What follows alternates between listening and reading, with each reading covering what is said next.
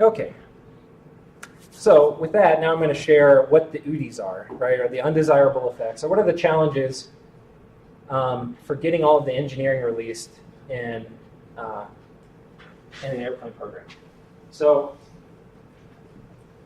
super quick orientation. The first part of an airplane design is you do concept and preliminary design. In this phase, you're like figuring out how thick your structure needs to be, right? So like how much metal do we put on so the plane doesn't break? You're sizing your systems, like how much flow do we need out of our air conditioning system, right? How much power on board do we need to power everything, right? And you're figuring out where do we connect things. Where in the plane are there going to be places to connect things? To do this well, like to get everything sized correctly, you have to do a ton of analysis, right? It's really hard. It's like rocket science, except it's with airplanes. So the challenges in this is the analysis isn't always complete. Different parts of the airplane are at different levels of maturity, and there's like legitimate technological uncertainty, right? We do not know how well this component's going to perform because we've never built it before, right?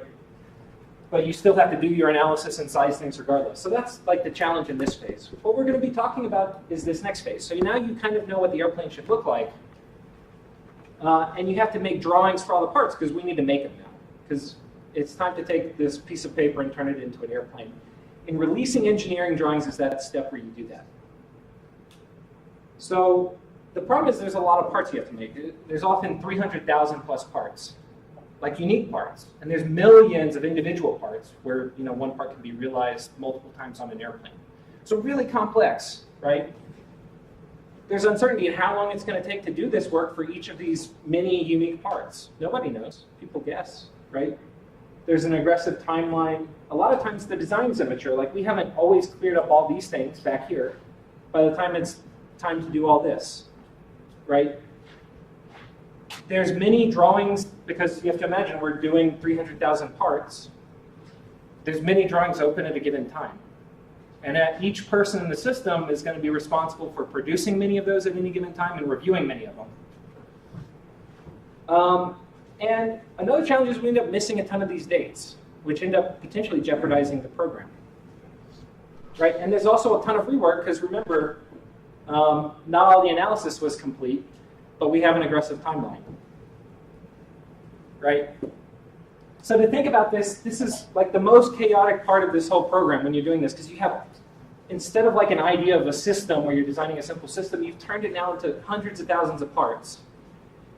And you have to have this army of people work together to get it out, right? And there's a ton of uncertainty. Each person has a ton of workload. They're all struggling under this huge time crunch, right? And they're missing dates left and right. And if you miss your date, it could impact somebody else's date because they needed to receive some information from you, right? But that's not the real problem. The real problem is when it goes into production, right? Because now the suppliers are going to, production's where basically you manufacture the parts and then you build and test it, right? So the challenge here is that parts are late. There's aggressive timelines. There's a lot of revisions to the part, which if you can imagine, you're trying to build something. It's like you're building your car, but they're changing which parts should go in the car as you're building it. But they're not telling you, like it's not super coordinated because there's a few 100,000 of them.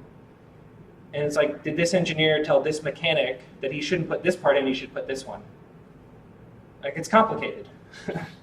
So that's the revisions. We end up missing parts of the production schedule. We have fines in test. Like when we test things, they don't work as planned.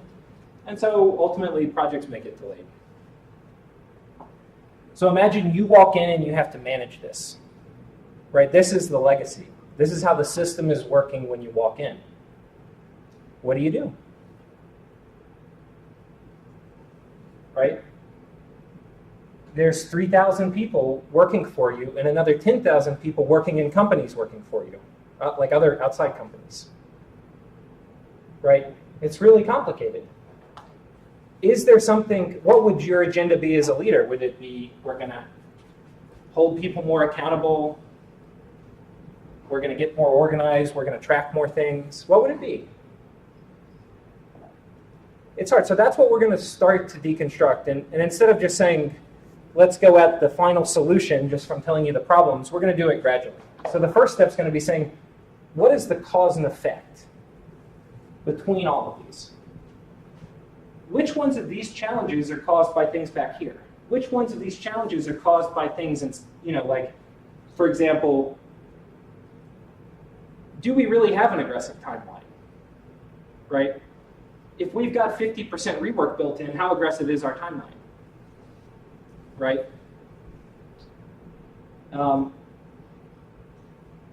Is there any connection between having many drawings open and missing drawing dates, right? The fact that I'm responsible for 40 drawings, and I'm late on a lot of them, is the fact that I'm responsible and switching between 40 at a given, month, within a month.